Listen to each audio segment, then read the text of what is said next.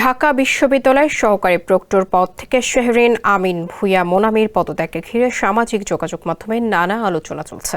এর মধ্যেই বিষয়টি নিয়ে মন্তব্য করেছেন জাতীয় নাগরিক পার্টির সাবেক নেত্রী নীলা ইসরাফিল।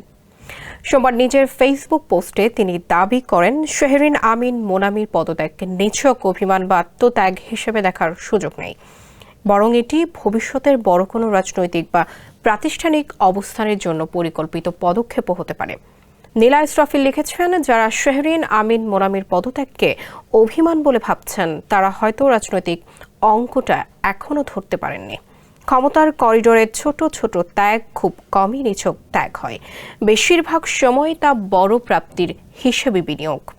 তিনি আরও লেখেন, এতটা মহানুভবতার গল্পে আমি অন্তত বিশ্বাসী নই যে শেহরিন আমিন মোনামির এই পদত্যাগ নিছক আত্মত্যাগের উদাহরণ।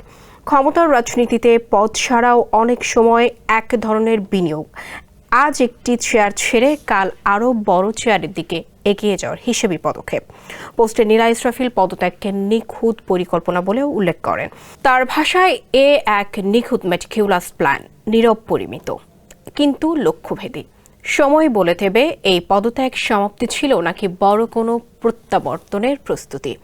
এর আগে সোমবার বেলা 11টার দিকে ফেসবুক পোস্টে ঢাকা বিশ্ববিদ্যালয় সহকারী প্রক্টর পদ থেকে পদত্যাগের ঘোষণা দেন শেহরিন আমিন ভূঁইয়া মোনামি।